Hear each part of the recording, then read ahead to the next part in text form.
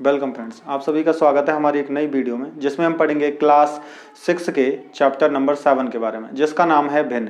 इसमें हम जानेंगे कि भिन्न कितने प्रकार की होती हैं, भिन्न के साथ में कैसे जोड़ घटा गुणा भाग किया जाता है और उसके अलावा भिन्न को कैसे संख्या रेखा पर प्रदर्शित करते हैं।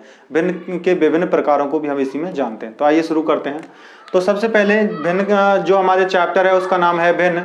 इसमें सबसे पहला जो हमारा टॉपिक है वो होगा भिन्न। सबसे पहले हम जान लेते हैं कि जो भिन्न है वो होती क्या है। तो हम किसी भी संख्या को जब किसी संख्या को हम अंश तथा हर के रूप में लिखते हैं तब उसे भिन्न कहते हैं। अब ये क्या होता है तो देखिएगा, जब भी किसी संख्या को, जैसे मान लीजिए हमारे पास एक संख्या है 10, यदि हम 10 को दो टुकड़ों में बांट दें कुछ इस प्रकार से कि यहाँ पर उस संख्या को हम एक अंश बना दें उससे और एक हम हर बनाएं, तो यदि हम अंश बटे हर के रूप में इसको लिखना चाहते हैं तो अंश और हर के रूप में लिखने के लिए हमें अंश जो है वो हमेशा ऊपर लिखा हुआ होता है और जो हर है वो हमेशा नीचे लिखा हुआ होता है। तो यहाँ पर अंश जो है वो संपूर्ण संख्या, जब हम किसी संख्या के कुछ टुकड़े करते हैं तो हमने उसमें से कितने टुकड़े किए, जो कुल टुकड़े हैं वो हर को दर्शाते हैं। हर जो है वो होगा संख्या के किए गए या फिर किए गए कुल टुकड़े।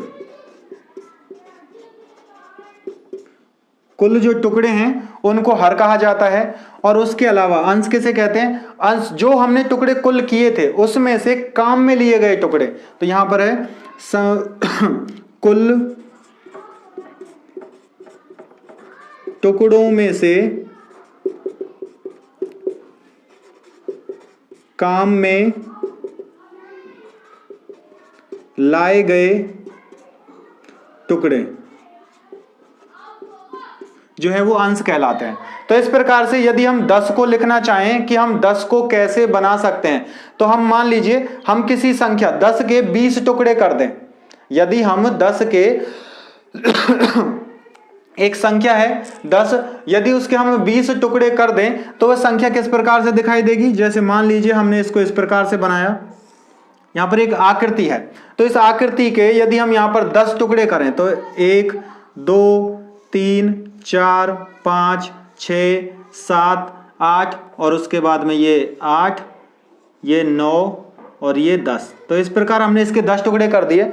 अब इसमें से हम कितने टुकड़े काम में ले रहे हैं, तो मान लीजिए यदि हमने इसको 2 को भरा, एक यहां से इसको भर देते हैं और दूसरा इसको, तो इसमें से जितने टुकड़ों को हमने भरा है, जो भरे गए टुकड़े हैं ये दोनों, एक और एक 2 होंगे।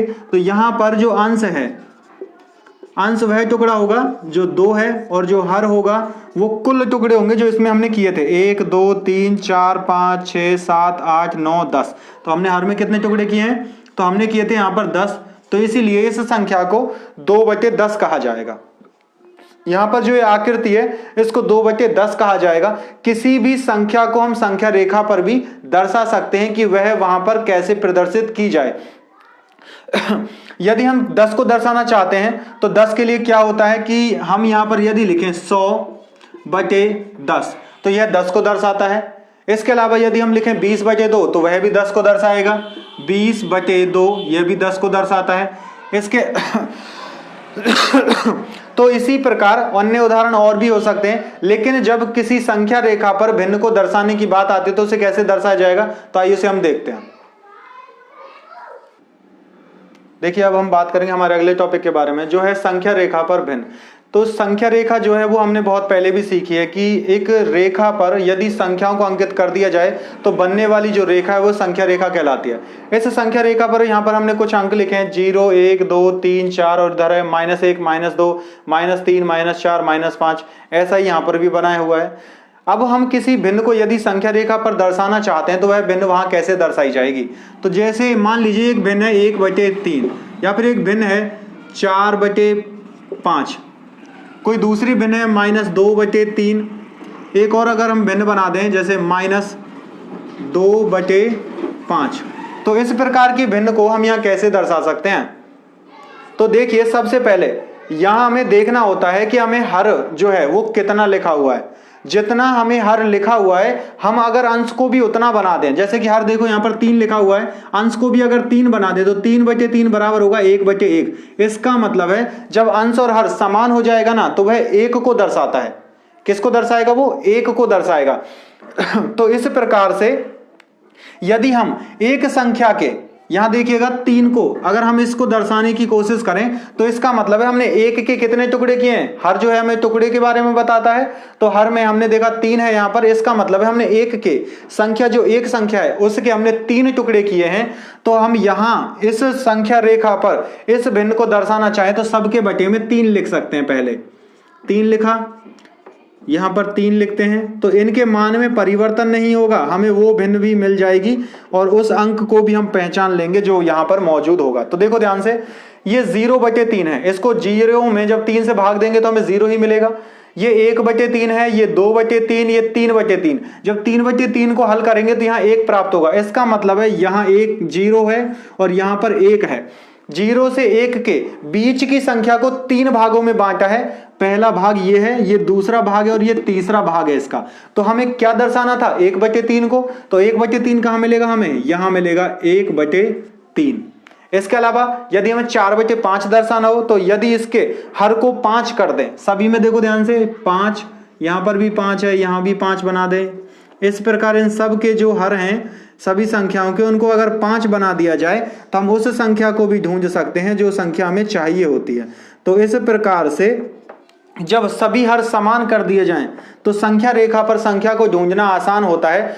तो इसके बाद क्या होगा? 4/5 चाहिए, तो देखिए 0/5 ये इसका मध्य बिंदु हो जाएगा, 0 होगा इसका मान, तो क्योंकि उसके बाद 1/5, 2/5, 3/5 और 4/5। 4/5 हमें यहां मिलेगा।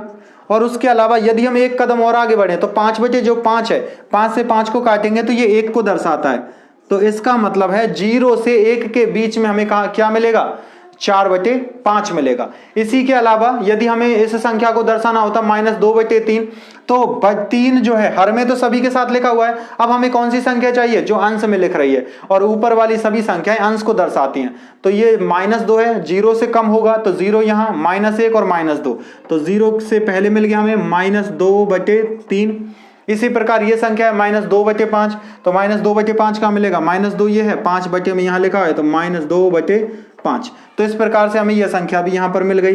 तो हम चाहें तो किसी भी संख्या को संख्या रेखा पर आसानी से दर्शा सकते हैं।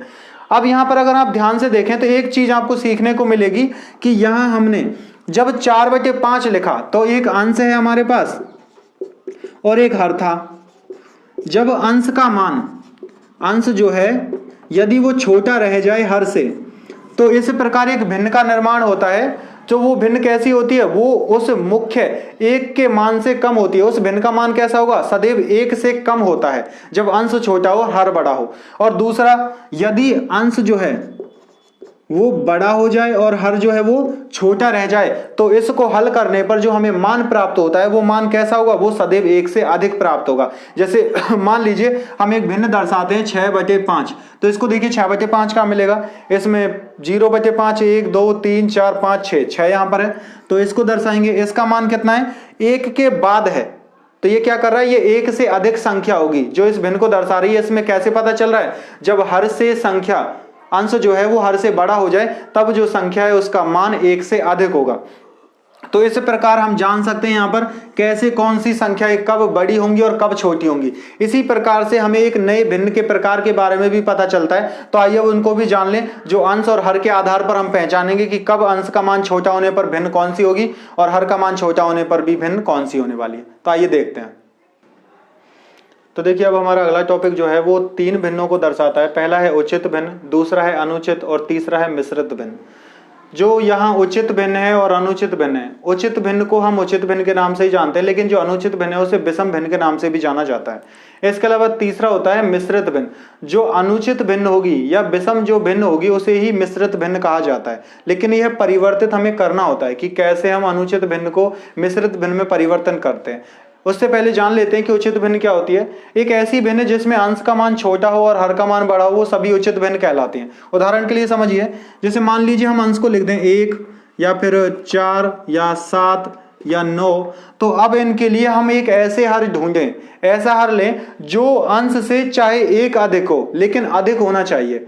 तो यहाँ पर यदि हम 1/2 लिख दें, ये 4/5 लिख दें, हम चाहे 7/8 लिख दें, या फिर इसके लिए हम 10 लिख दें यहाँ पर, तो 2, 5, 8 और 10 इन अंकों से यदि हम बड़ी अंक भी लिखते हैं, बड़ी संख्या भी लिखते हैं, तब भी यह जो भिन्न है उचित भिन्न ही कहलाएगी, क्योंकि इसमें क्या है, अंश छोटा है और हर बड़ा है।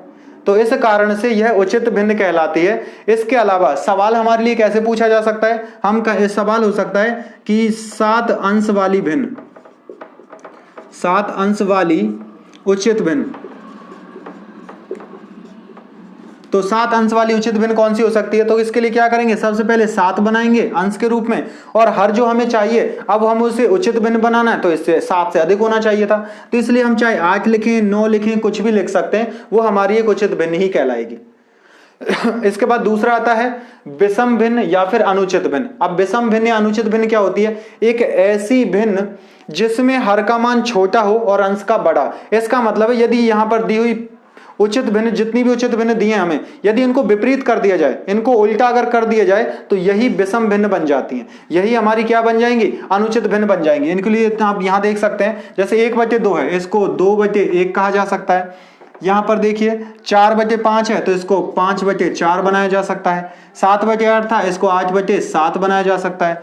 9/10 है, तो इसको 10/9 बनाया जा सकता है। तो इस प्रकार की जो भिन्न है, ये सभी भिन्न जो हैं वो विषम भिन्न कहलाती हैं। अब विषम भिन्न के बाद में जो विषम भिन्न होती है, अनुचित जो भिन्न है, उनको मिश्रित भिन्न में परिवर्तित किया जा सकता है। मिश्रित भिन्न क्या होती है, तो यहां लिख देते हैं हम, मिश्रित भिन्न जो है, मिश्रित भिन्न बराबर होती है पूर्ण संख्या प्लस भिन्न के रूप में। एक ऐसी भिन्न जिसे पूर्ण संख्या और भिन्न के रूप में लिखा जाए वो मिश्रित भिन्न कहलाती है। ये हमें पता कैसे चलेगा, आप इसमें से किसी भी भिन्न को देख सकते हो और उसके बाद में उसे हम आसानी से इस भिन्न में परिवर्तित कर सकते हैं। तो देखिए यहाँ पर अगर ये 2/1 जो है, इसको तो पूर्ण संख्या के रूप में परिवर्तित किया जा सकता है। 2/1 का मतलब कितना है, 2 ही होगा, तो इसलिए सिर्फ इसको पूर्ण संख्या के रूप में लिख सकते हैं। दूसरा है 5/4। यदि हम 5/4 को ध्यान से देखें तो 4 से 5 में जो है एक बार भाग जाता है, तो जितनी बार भाग जा रहा है, तो हम 5/4 को परिवर्तित कर रहे हैं, तो 4 से 5 में जितनी बार भाग जा रहा है उस अंक को पहले लिखो। पहले लिख दिया, एक बार भाग जा रहा था। अब जितना शेष बचता है, हमने 4 से 5 में भाग दिया है, तो क्या होगा, 4 एकम 4, एक बार भाग गया। 5 में से अब 4 घटाएंगे तो हमें 1 मिलेगा। जो घटाने पर शेष बचता है उसे लिखते हैं यहाँ ऊपर, और उसके बाद बटे का चिन्ह लगाकर जिससे भाग दे रहे थे, 4 से भाग दे रहे हैं तो 4 को यहां लिख देंगे। तो इस प्रकार इसको बोला जाएगा 1 सही 1/4। तो यहां पर जिसको अंक को हमने पहले लिखा, किससे, भिन्न से, तो भिन्न से पहले लिखे गए अंक को पूर्ण संख्या कहते हैं, पूर्ण संख्या। और ये जो दूसरा इसका हिस्सा है इसको भिन्न कहेंगे हम। इससे पहले जो हमने संख्या रेखा पढ़ी थी, हम संख्या रेखा पर इस संख्या को आसानी से ढूंढ सकते हैं। 5/4 कहां होगा, जब सभी संख्याओं को 4 के हर के रूप में लिखेंगे ना, तो उसमें जहां मान 1 हो जाता है, एक मान कहां होगा, 4/4 पर एक मान हो जाएगा। 4/4 के बाद वाले अंक 5/4, जो 5/4 को भी दर्शाता है, और उसमें क्या था, हम उसमें से 1/4 ही आगे बढ़ रहे हैं, 1/4 उसमें जोड़ रहे हैं, तब जाकर हमें मिश्र भिन्न मिल रही है। तो इस प्रकार से किसी भी अनुचित भिन्न या विषम भिन्न को मिश्रित भिन्न में परिवर्तित किया जा सकता है। और इसका उल्टा भी होता है। इसका उल्टा कैसे होता है कि हम चाहें तो किसी भी मिश्र भिन्न को इस भिन्न में परिवर्तित कर सकते हैं। जैसे हम मान लीजिए इसी भिन्न को दोबारा से इस भिन्न को इसमें परिवर्तित करना चाहें तो यह कैसे काम करता है, तो इसे हम यहाँ पर लिख लेते हैं ताकि ये समझ सकें। तो ये होगा 1 सही 1/4 बराबर से हमें बदलना होगा। तो इसके लिए आवश्यकता है कि यहाँ 4 का गुणा हम 1 से करें, यहाँ तो गुणा करना होगा हमें, और जो उत्तर आएगा उसको जोड़ देते हैं 1 में। तो कैसे? सबसे पहले पूर्ण संख्या गुणा हर, पहले इनको लिखेंगे, ये हर है और ये पूर्ण संख्या, दोनों का आपस में गुणा कर रहे हैं। उसके बाद में जो उत्तर आता है उसमें जोड़ेंगे हम अंश को, और पूरे के बटे में लिखेंगे हम किसको? फिर से हर को। तो यह उस भिन्न को परिवर्तित कर सकता है। कैसे? पूर्ण संख्या कितनी, यहां पर देखो पूर्ण संख्या 1 थी, तो यहां लिखेंगे हम 1 गुणा 1 के बाद में हर कितना है? हर 4 है, गुणा 4 लिखेंगे, दोनों का गुणा तो करना ही होगा, प्लस अंश यहां पर 1 है तो अंश को लिखेंगे 1, और पूरे के बटे में लिखेंगे फिर से हम 4। तो अब इसको हल कर लेते हैं। 4 गुणा 1 करने पर 4 आता है, 4 प्लस 1 हो जाएगा 5, तो इसको लिखेंगे 5 बटे में, और ये 4 का 4 रहेगा। तो इस प्रकार से हमें क्या मिला? यहाँ 1 सही 1 बटे जो 4 है उसे हमें फिर से हमने अनुचित भिन्न में परिवर्तित कर दिया। तो हम कह सकते हैं कि अनुचित भिन्न या विषम भिन्न को एक दूसरे में परिवर्तित किया जा सकता है। किस भिन्न के साथ में? मिश्रित भिन्न के साथ, मिश्रित भिन्न। तो इस प्रकार से इनको एक दूसरे में हम परिवर्तित कर सकते हैं। ये हमारे लिए बहुत इंपॉर्टेंट होता है, इसके लिए हमें इसकी बहुत ज़्यादा आवश्यकता होती है। कई बार सवाल ऐसा भी आता है जब मिश्रित भिन्न में दिया हुआ हो और हमें पहले उसे साधारण भिन्न में बदलना होता है, तभी जाकर हम उसे दूसरे में जोड़ सकते हैं या घटा सकते हैं। तो इस प्रकार के सवाल हमारे सामने और भी आते रहते हैं। अब कुछ भिन्न ऐसी होती हैं जो दो भिन्न तो होती हैं अलग अलग, लेकिन वो एक जैसी दिखाई भी देती हैं। तो उसको हम कैसे पहचानेंगे? उसे हम समझते हैं कि जब भिन्न की तुल्य भिन्न बनाते हैं, जब भिन्न के समान भिन्न कोई बनाई जाती है तब उसे तुल्य भिन्न कहा जाता है। तो आइए अब जानते हैं कि तुल्य भिन्न किसे कहते हैं। देखिए, अब हम बात करेंगे हमारे अगले टॉपिक के बारे में, जो है तुल्य भिन्न और भिन्न का सरलतम रूप। तो तुल्य भिन्न क्या होती है? तुल्य भिन्न उसे कहा जाता है जब किसी भिन्न को किसी एक निश्चित संख्या से जब हम गुणा करते हैं तो उसके अंश में भी उसी संख्या से गुणा करेंगे और इसके हर में भी उसी संख्या से गुणा करते हैं, तो जो भिन्न का नया रूप प्रदान होता है, जो हमें भिन्न का नया रूप मिलता है, उसे उस दी हुई भिन्न का तुल्य भिन्न कहा जाता है। तो देखिए, इसे कैसे जान सकते हैं? मान लीजिए हमारे पास एक भिन्न है 2/3, एक भिन्न दी हुई हमें पहले से 2/3। अब इसमें एक गुणा करें, हमें आगे गुणा करना है, यहाँ पर और ऊपर और नीचे दोनों तरफ गुणा करना है, लेकिन जिस संख्या का हम गुणा करेंगे वो समान होनी चाहिए। जैसे 2 का गुणा ऊपर कर दें और 2 का ही गुणा नीचे करें, तो इससे प्राप्त होने वाली जो संख्या है वो कौन सी होगी? 2 का गुणा 2 से करने पर हमें 4 मिलता है और 3 का गुणा 2 से करने पर हमें 6 मिलता है। तो हमने किस भिन्न से तैयार किया था इसको? 2/3 से आगे बढ़ाकर 2/3 से हमने 4/6 प्राप्त किया। कब किया था? जब इसको 2 से गुणा किया। यदि इसी भिन्न का हम यहाँ पर 2/3 का गुणा कर दें 3 से ऊपर और 3 से ही नीचे, तो हम क्या कहेंगे? 2 का गुणा 3 से करने पर हमें 6 मिला और 3 का गुणा 3 से करने पर हमें मिलता है 9। तो इस प्रकार से जब एक निश्चित भिन्न से समान संख्याओं का गुणा करने पर प्राप्त होने वाली जो भिन्न होंगी वो सभी भिन्न जो हैं वो तुल्य भिन्न कहलाती हैं। तो ये भिन्न जो हैं जिनका हम निर्माण कर रहे हैं ये तुल्य भिन्न कहलाती हैं। तुल्य भिन्न जो है, यदि तुल्य भिन्न को आगे बढ़ाएं तो इस प्रकार हम एक ही भिन्न के लिए अनंत तुल्य भिन्न प्राप्त कर सकते हैं और किसी भी जगह जाकर 2 तुल्य भिन्नों के जो हर हैं वो समान हो सकते हैं या फिर अंश समान हो सकते हैं। इसके बाद भिन्न का सरलतम रूप ही देखिएगा क्या होता है। किसी भी भिन्न का सरलतम रूप जो है वो तुल्य भिन्न से ही प्राप्त होता है। जैसे मान लीजिए हमारे पास भिन्न मौजूद है 6/9 और दूसरी भिन्न, पहले तो हम लिखते हैं 6/9 और एक दूसरी भिन्न लिख लेते हैं 4/6, जो दोनों हमने यही भिन्न यहां पर लिख लिए हैं।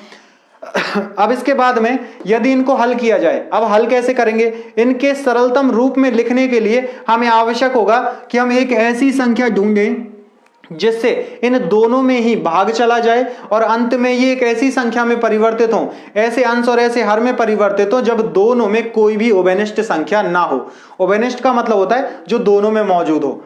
तो देखिए 6 जो है, 6 में किसका भाग जा सकता है? 6 में 1 का भाग जाता है, 2 का भी भाग जाता है और 3 का भी भाग जाता है। इसके अलावा 9 में किसका भाग जा सकता है? 1 का भाग जाएगा, 3 का भाग जाएगा और 9 का भाग जाएगा। इस कारण जो अंक 3 है उसमें ऊपर वाली संख्या में वह भाग दे सकता है और नीचे वाली संख्या में भी।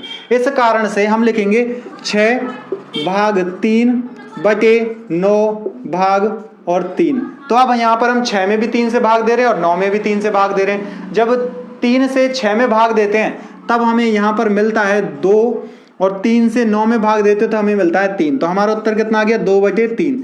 ये हमें अंतिम उत्तर मिला। कहाँ से? इस भिन्न से हम इस भिन्न पर आ गए। तो ये क्या था? एक तुल्य भिन्न को, एक साधारण भिन्न को, जो एक भिन्न दी हुई थी हमने, उसको हमने उसके सरलतम रूप में लिख दिया। तो ये एक दूसरे की तुल्य भिन्न होती हैं। इसके बाद यदि इसे हल किया जाए तो कैसे होता है? देखो, ये होगा 4/6। अब इसमें हमें भाग देना है। किस संख्या से भाग देंगे? तो हम यहाँ देखेंगे इनके गुणनखंड में, इनके जो गुणनखंड होते हैं ना, जैसे हमने इसमें देखा था 6 में और 9 में, तो इनके गुणनखंड में जो अंक दोनों में समान रूप से उपस्थित है ना, उसी का हम यहाँ भाग देते हैं। तो जो 4 है, 4 में 2 का भाग जाता है और 1 का भी और 4 का भी जाता है। इसके अलावा यहाँ 6 की बात करें तो 6 में 1 का भी भाग जाएगा, 2 का भाग जाएगा, 3 का भाग जाएगा और 6 का। जो 2 अंक है, अंक 2 का भाग 4 में भी जा रहा है और 6 में, इस कारण इसमें हम 2 से भाग देते हैं। तो 2 से यहाँ भाग देंगे और 2 से यहाँ पर, तो हमें अंत में क्या मिलेगा? 4 में 2 से भाग देने पर हमें 2 प्राप्त होता है और उसके बाद 6 में 2 से भाग देने पर 3 प्राप्त होता है। तो हम अंत में लिखेंगे 2/3 है, वो हमारा क्या होगा? फाइनल आंसर होगा। तो इस प्रकार हमने देखा कि जो भिन्न हमने यहाँ तुल्य भिन्न जो बनाई थी, उन्हीं तुल्य भिन्न को हम साधारण भिन्न में भी परिवर्तित कर सकते हैं।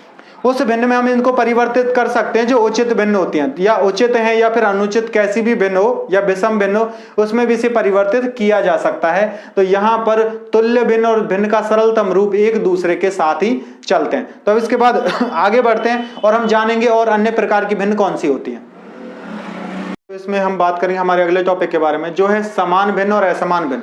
समान भिन्न और असमान भिन्न किसे कहते हैं? जब भी कभी हम समान भिन्न और असमान भिन्न की बात करेंगे तो इसको हम समझ सकते हैं भिन्न के हर के आधार पर। यहाँ पर जो हर है, किसी भी संख्या में, किसी भी भिन्न में जो हर होता है, यदि 2 भिन्नों में हर समान दे रखा है तो वह समान भिन्न कहलाएगी, और दोनों भिन्नों में अगर हर अलग अलग दिया हुआ है तो वो असमान भिन्न कहलाएगी। जैसे यदि हम एक उदाहरण लिखें यहाँ पर, तो हमने लिखा 2/5 और हम लिखें 3/5, 7/5 या फिर 9/5। तो ये जितनी भी भिन्न यहाँ दी हुई हैं, ये सभी समान भिन्न कहलाएंगी, इनको समान भिन्न कहा जाएगा।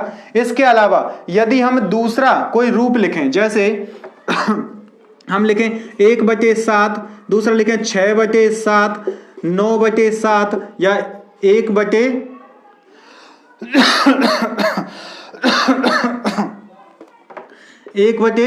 या फिर 2/7 यहां से। अब यहां पर जो हमने दोबारा से इन भिन्नों को लिखा, इसमें हर समान है अभी तक, तो ये समान भिन्न है। लेकिन यदि अंश को समान रहने दें या असमान कर दें, लेकिन अगर हर को अलग अलग कर दिया तो वह जो भिन्न है वो असमान भिन्न कहलाएगी। जैसे यहाँ पर 7 है, तो 7 को यदि हमने 8 कर दिया तो 7 और 8 के लिए ये दोनों में असमान हो जाएंगे ये भिन्न। यहाँ पर 7 दिया हुआ है, यदि इसको 9 कर दिया जाए तो 7, 8, 9 ये तीनों में असमान हो जाएगा। इसके अलावा यहाँ पर यदि हम इसको 10 लिख दें तब भी ये कैसी होंगी? असमान रहेंगी। लेकिन यहाँ 2 की जगह पर अंश में यदि 1 कर दिया जाए, तो ध्यान से देखें, दोनों में अंश समान है, यहाँ भी 1 है और यहाँ भी 1 है, तो ध्यान रहे अंश के समान होने पर कोई प्रभाव नहीं पड़ता, लेकिन हर का समान होना ज्यादा जरूरी होता है। तो इसीलिए आवश्यक होगा कि यहाँ पर 1/8 और 1/10 में कुछ भी समानता नहीं होगी। हाँ, इतना कह सकते हैं हम कि यहाँ जो भिन्न बनाई गई है वह अपनी पूरी संपूर्ण संख्या का या संपूर्ण भिन्न का 1 भाग रखते हैं। इसके पास भी 1 भाग है और इसके पास भी 1 भाग मौजूद है। तो इसी प्रकार से समान भिन्न और असमान भिन्न काम करती हैं। इनमें कौन सी भिन्न छोटी होगी, कौन सी भिन्न बड़ी होगी, इस भिन्न में पहचानना सबसे आसान होता है। जब हम समान हर वाली भिन्न में, जो समान भिन्न होती है उनमें से किसी भी भिन्न को आसानी से पहचान सकते हैं कि वो छोटी है या बड़ी, क्योंकि जो अंश का रूप होगा या अंश का जो मान होगा वही उनके छोटे और बड़े होने के बारे में हमें बताता है। लेकिन असमान भिन्न में ऐसा कभी कुछ नहीं होता।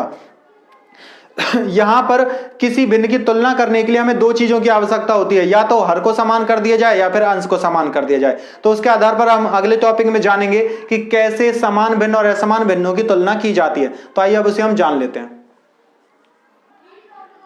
तो देखिए, अब हम बात करेंगे हमारे अगले टॉपिक के बारे में, जो है भिन्नों की तुलना। भिन्नों की हमें तुलना सीखनी है इसमें। तो भिन्न की तुलना करने के लिए हमें 3 चिन्हों का प्रयोग करना होता है। पहला होता है ये चिन्ह, दूसरा और तीसरा। इन 3 चिन्हों का प्रयोग करके हम पता लगाते हैं कि कौन सी भिन्न छोटी होगी और कौन सी भिन्न बड़ी होगी। एक बार देख लीजिए यहाँ पर, यदि इस चिन्ह का प्रयोग किया गया तो जहां पर ये दोनों रेखाएं आकर मिल रही हैं, दोनों रेखा जहां आकर मिल रही हैं वह हिस्सा बहुत छोटा है, तो इस कारण हम कह सकते हैं कि इधर वाला हिस्सा, जो इधर वाली भिन्न होगी वह छोटी होगी, या फिर छोटा लिख सकते हैं कुछ भी इसमें। इधर वाला जो भिन्न है या संख्या है वो बड़ी होगी। इसके अलावा यदि इसको उल्टा कर दिया जाए तब भी यही रूप होगा, लेकिन जिधर बड़े का निशान है, ये दोनों बड़े को दर्शाते हैं, तो बड़ी संख्या इधर होगी, तो इस कारण यहाँ पर बड़ी संख्या आएगी और इधर छोटी संख्या ही आएगी। और जब दोनों तरफ जब ये ऐसा चिन्ह लगा हुआ होता है, इसका मतलब है दोनों चीजें जो हैं बिल्कुल समान हैं, तो दोनों तरफ की संख्या जो कैसी हैं, समान होंगी, तो हम यहाँ पर समान लिख सकते हैं। इधर जो संख्या लिखी हुई है वो भी इसके समान होगी। तो इसके बाद देखिए, अब यहाँ पर जो ये चिन्ह है कैसे काम करेंगे और इनको हम कैसे पहचानेंगे कि कोई भिन्न में कौन सी संख्या बड़ी और कौन सी छोटी है। तो सबसे पहले समझिए, जब समान भिन्न की बात की जाती है तो उसमें हर समान होते हैं। जब हर समान होता है तो अंश के आधार पर हम पहचान सकते हैं कि कौन सी संख्या बड़ी है और कौन सी संख्या छोटी है। तो सबसे पहले जैसे लिखा हुआ है 2/5 और दूसरी संख्या लिख दें 3/5। जब हर समान होता है, हर समान होने के बाद में सिर्फ अंश को देखा जाता है, जिसका अंश बड़ा होगा वो संख्या बड़ी होगी। तो इसके लिए यहां पर यह संख्या बड़ी है, तो हम यहां लिखेंगे हर समान होने पर अंश देखा जाता है। यहां आपको याद रखना है कि हर समान होगा तो अंश को देखा जाएगा। अगर अंश बड़ा है किसी संख्या का तो अंश बड़ा होने पर वह संख्या बड़ी मानी जाएगी। जैसे मान लीजिए 4/5 को अगर हम यहां लिख दें 4/5, तो अब इन दोनों में से कौन सी संख्या बड़ी है? हर तो दोनों का समान है, ये 3 था, ये 5, ये 4, तो यहां पर ये 4 वाली जो संख्या है वो बड़ी कहलाएगी। अब इसमें आते हैं, यहां ध्यान से देखिएगा। अगर यहां पर एक संख्या लें 1/4 और दूसरी संख्या लें 1/5, इस सवाल को दो तरीके से किया जा सकता है। पहला तरीका यह होगा कि जब अंश समान हो, भिन्न तो असमान भिन्न है, लेकिन अगर अंश समान दे दिया जाए तो जिस संख्या का हर छोटा होगा, तो यहां लिखेंगे हम, ध्यान से समझना इसको। तो इसमें हम लिख रहे हैं इसका आंसर कि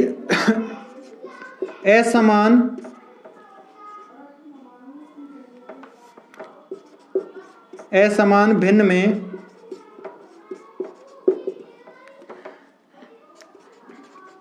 समान अंश होने पर, अब जरूरी नहीं है कि अंश 1-1 ही हो, समान होना चाहिए, चाहे 4-4 हो या 5-5 हो। अंश समान होने पर छोटे हर वाली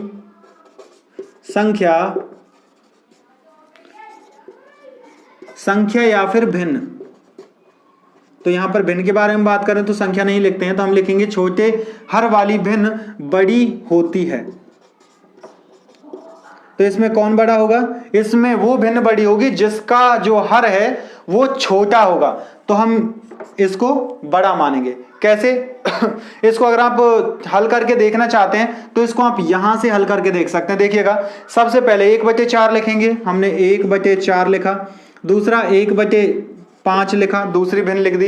अब दोनों को हल करने के लिए हमें इनके लिए वज्र गुणा करना होगा और दोनों के हर का भी गुणा करेंगे, जिसको हम चाहें तो लैसे के आधार पर कर सकते हैं और लैसे के आधार पर नहीं करना चाहते तो इनको सीधा देख सकते हैं। देखो, इसका गुणा यहां कर देंगे और इसका गुणा करेंगे यहां पर, और इन दोनों का गुणा एक दूसरे के साथ करेंगे। तो देखो संख्या क्या बनती है, 1 का गुणा 5 से करने पर आता है 5 बटे, अब यहां पर ऊपर वाली संख्या में 4 का गुणा 1 से करने पर आता है 4। उसके अलावा अब 4 का गुणा 5 से करेंगे तो इधर भी वही संख्या आएगी और इधर भी वही संख्या आएगी, तो यहां पर आएगा 20 और यहां पर आएगा 20।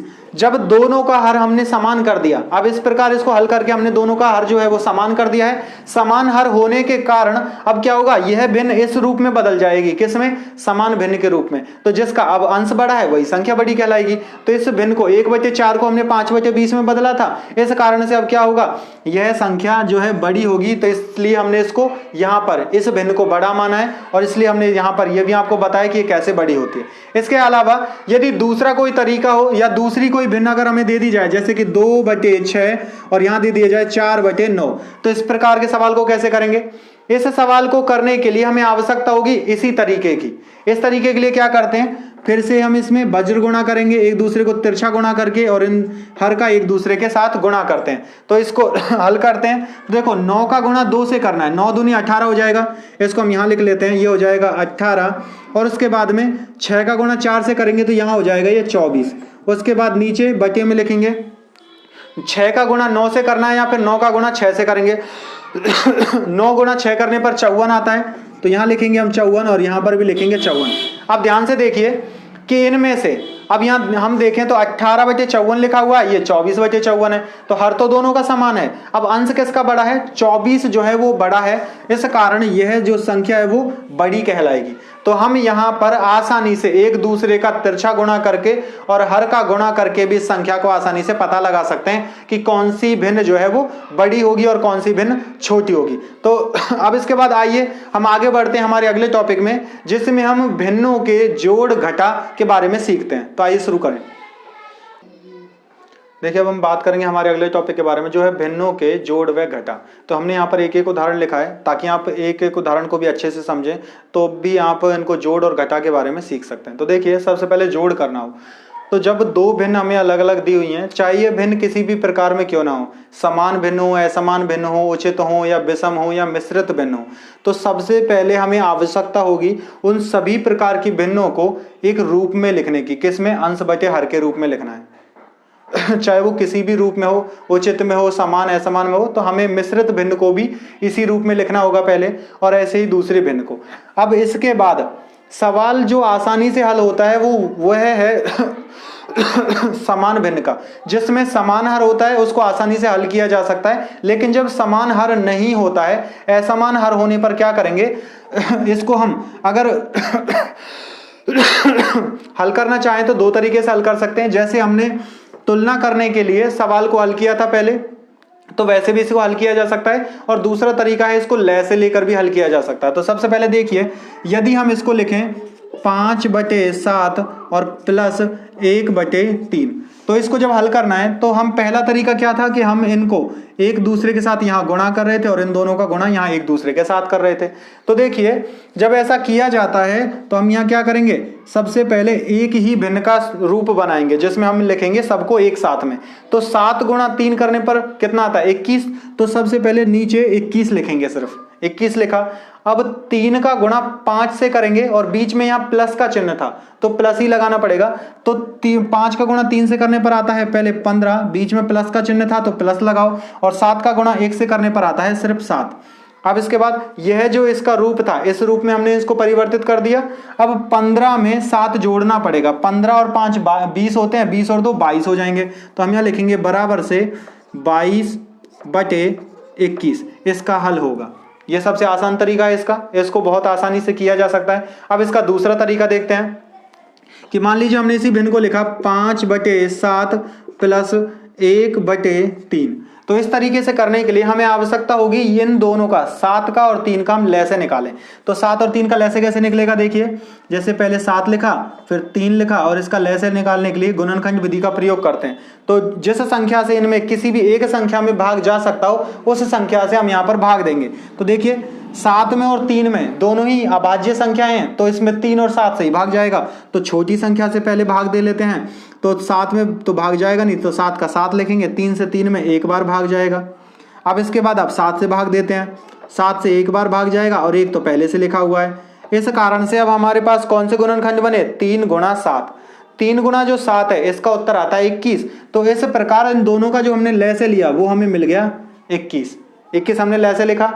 अब हमें क्या करना होगा, पहली संख्या के हर से, पहली संख्या का जो हर है उससे हम इस लय से में या फिर नए बने हुए हर में भाग देते हैं। तो इससे इसमें भाग दो, जितना भी उत्तर आएगा 7 से 21 में भाग देंगे, 7 एकम 7, 7 दूनी 14, 7 से 21, 3 बार भाग गया।